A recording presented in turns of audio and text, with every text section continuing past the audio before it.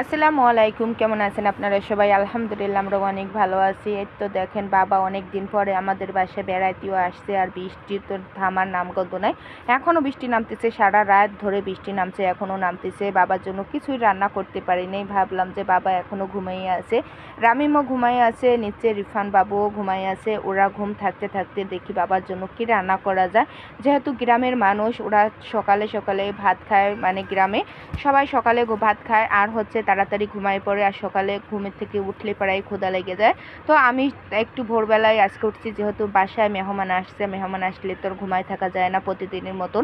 তাই তো আমি সকালে ঘুম থেকে উঠেই বাবা যে দুধগুলি আনছিল সেটা আবার একটু জ্বালিয়ে নিচ্ছি, যেহেতু ফ্রিজে জায়গা ছিল না দেখে দুধটা রাখতে পারিনি। আর হচ্ছে আমি 2.5 লিটারের দুধ দিয়ে ঘন করে তারপরে হচ্ছে পায়েস উঠিয়ে দিলাম, যে সকালে ঘুম থেকে উঠলে একটু মিষ্টি মুখ করবে, মানে মিষ্টি খাবে। এই পায়েস জলি দুধের, এটা খেয়ে পারা অনেকটাই ভালো লাগবে। যাই হোক, আমি ওই একই চুলে পায়েসটা রান্না শেষ করে তারপরে হচ্ছে আমি এই যে দুপুরের রান্নাটাও রেঁধে ফেলবো, মানে দুপুরে সকালে একসঙ্গে রান্না করে ফেলবো, যেহেতু ঘুম আছে। ঘুম থাকতে থাকতে আমি রান্নাটা শেষ করব। যাই হোক, এই তো আমার হয়ে গেল রান্না আলহামদুলিল্লাহ।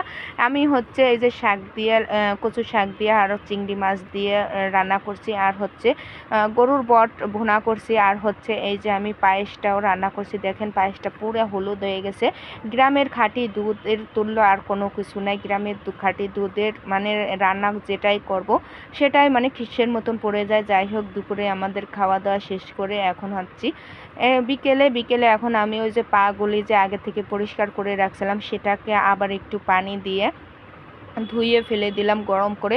এখন আমি রান্নার জন্য পানি একবারেই উঠিয়ে দিলাম, আর এই পানিতেই রান্না করব, সিদ্ধ করব, সবই ঝোল রাখবো এই এক পানি দিয়ে।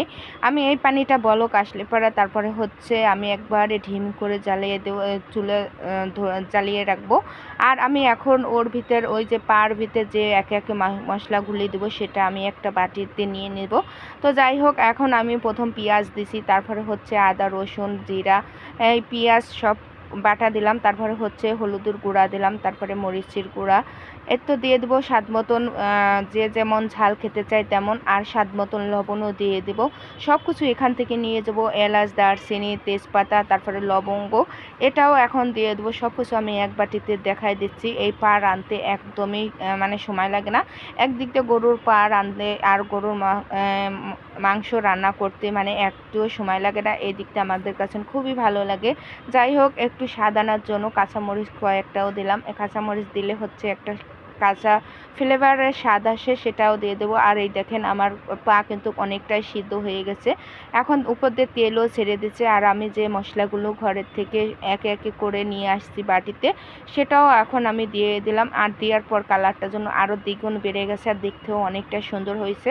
আমার পা তো অর্ধেকটাও সিদ্ধ হয়ে গেছে। এখন এই মশলাটা দিলাম, তারপরে আর যেটুক আছে সেটুক সিদ্ধবে। আর বাগার দিলে পারা কিন্তু আমার পা রান্না একদমই শেষ। তো আজকের ভিডিওটা এই পর্যন্ত। ভালো থাকবেন, সুস্থ থাকবেন, আল্লাহ হাফেজ।